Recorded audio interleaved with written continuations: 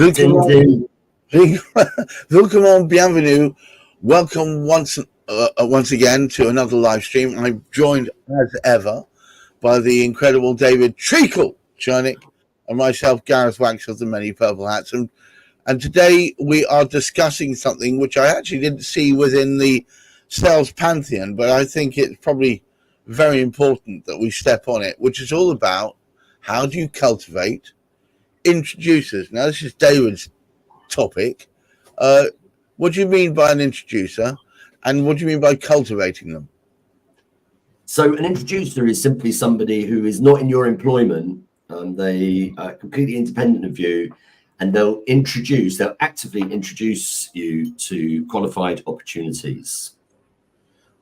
Okay. And are they commission when you close the business? All right.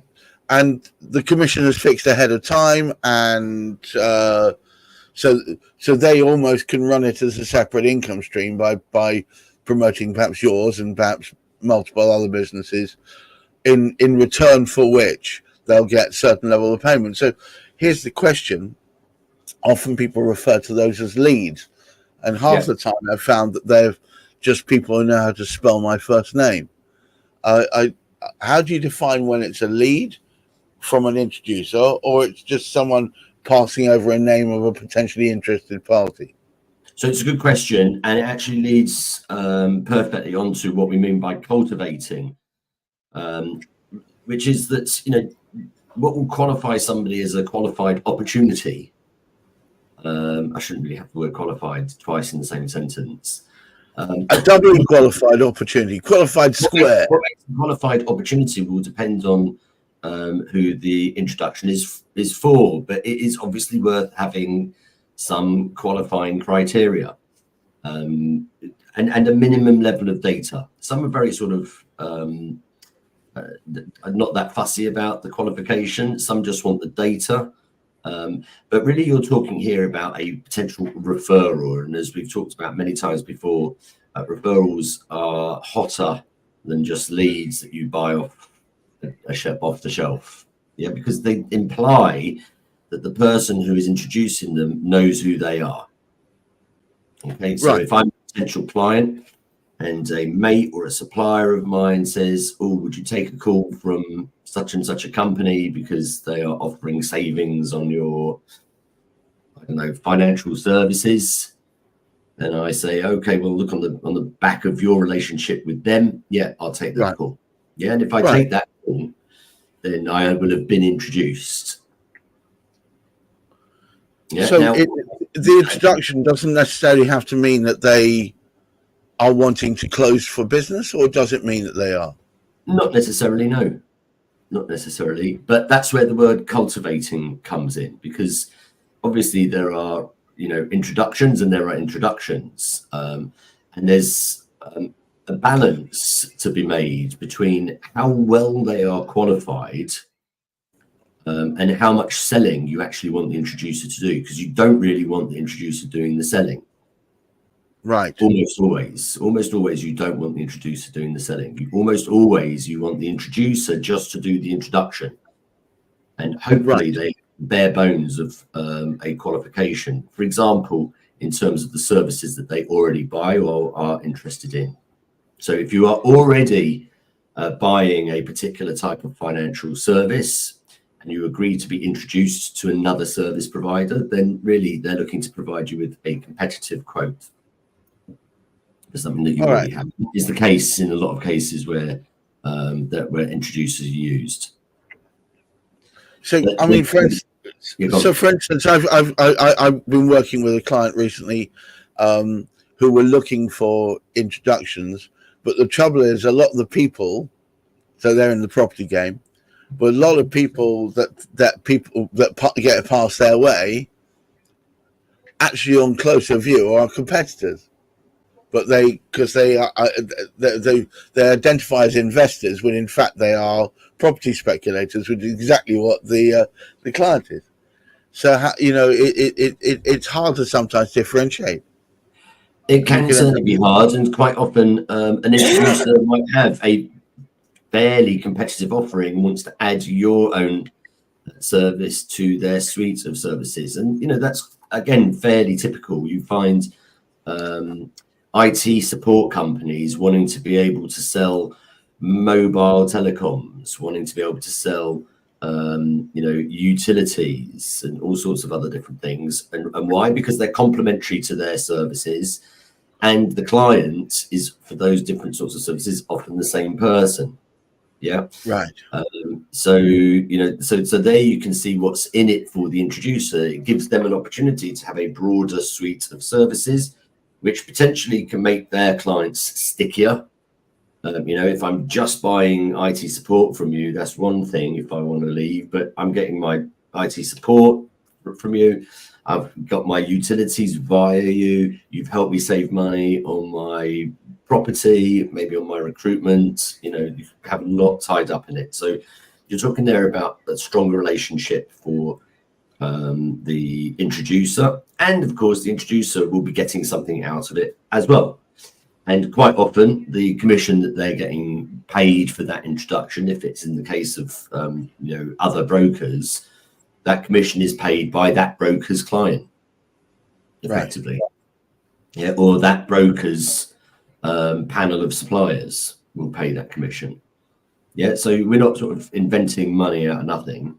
Somebody pays. The customer obviously always is the person that's paying, but quite often that cost of sale that is split in multiple different ways, including the salesperson who closes the deal, including the, I don't know, sales support that calculate all of the quotes, and the marketing element that also has all has a bite.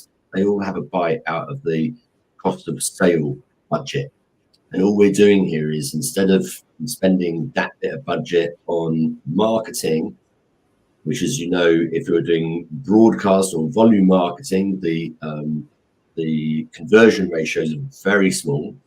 But from an introducer, they're not going to be as small, because everybody that they introduce, or a far higher proportion of the people that they introduce, if you're doing it right, are going to be potential customers compared to more marketing. I mean, I've been attempting to use introducers for the last year. And my experience is, if they don't bring a reasonable volume of potential to you, it doesn't matter how great their introduction techniques are. You are talking ones, twos, and threes. You need a reasonable funnel worth, because they're not selling. That they are introducing the idea, the concepts that you do, without any detail to it whatsoever. And when it comes down to it, there may be many different reasons why it isn't suitable for that particular client. Really, what we're looking for here are cultivated. This is why I use the word cultivating introducers, because an introducer will cultivate, or is supposed to be cultivating, relationships in order to make those introductions. And the expectation is usually that they're not having to cultivate new relationships. They are really looking at their existing relationships, people that they know through doing other bits and pieces. They're other supply of other services, friends, you know, that kind of thing. But you can be a proactive introducer. You know, if you have worked out how to introduce people effectively, and if you have the right support from the company that you are representing, introducing to, then it could be worth your while to dedicate some of your time to finding new introductions. Yeah, if you might have a particular skill set, you might have a particular access to certain markets, and if you do, you can capitalize on those by making sure that the people that you know have access to all of the services that they need, that you can provide via your own network. So it's quite a handy way to do it. But of course, it can work well and it can work badly, and there are some people that do it very well and some people that don't. So what is the difference? And one of the big differences is how you look after your introducers. You know, it's one thing to say, okay, well, you like me, I like you, you know pretty much what we do, so introduce away. That's one thing.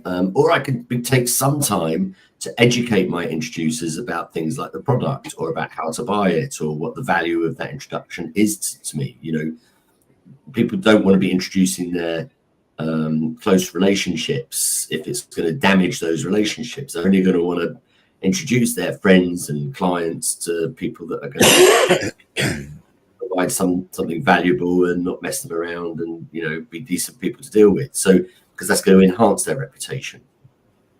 Conversely, of course, if you're just going to introduce people willy-nilly, those people that you're introducing, they're going to be speaking to a whole pile of different cowboys. So there's no value in that for the introducer. In fact, there's the opposite. So we don't want to be damaging relationships. But as a company that is selling services, and I'm making use out of an introducer, then if the more I can do to support that introducer, the more likely they are to introduce good opportunities. And the support I can provide, yes, it's in terms of perhaps some knowledge about the services and the products, but it can also be service, you know, a way of looking after that introducer that costs and shows a really good impression to the people being introduced. Yeah, if I introduce, Gareth, to you somebody who needs all of their workforce having, you know, nice LinkedIn profiles, then, you know, that's going to, then I know that when that client of mine that wants those nice LinkedIn profiles for all their workers, I know that they're going to get a good service from you. Yeah, so that's going to enhance my reputation. Absolutely. Okay. But I think people should realize that there isn't always a direct linkage between one and the other. Often there is more of a linkage with the negative side than with the positive. So if you introduce someone who then does a terrible job, that can detract from your reputation. If you introduce someone that does an amazing job, sometimes it can have absolutely no effect on your reputation. Maybe not. But the introducer should be able to benefit from that, and, you know, might be able to take a 25% share in the cost of sale, in the allocation of commissions. So it won't be as much commission as if they had completed the deal, of course. Right. But that's really an indicator as to how much work they should be putting in. They should be cultivating their own relationships in order to provide those introductions, and know how the systems work for making those introductions. You know, we want those introductions to be slick and seamless. You know, I want to be able to take your details, pick up the phone to the company that I'm introducing to and say, yo, I've got his name, his address, his telephone number, his mobile number. Ideally, a little bit more information about what you already have. He already has these products in place. Here's how much he's spending. He's been with XYZ provider for so many years. You know, he has an okay relationship with them. Anyway, go and knock yourselves out. Now, that's quite a good level of information, yeah, for the receiving party to get hold of. Absolutely. So they're able to phone you up and say, yo, Gareth, we've heard from our friend, our introducer, David Chernick. He's given me some information here about you. He's told us that you have these products from these suppliers and that perhaps you'd be interested in a competitive quote. Right. Can we have your letter of authority, or can we see your bills, or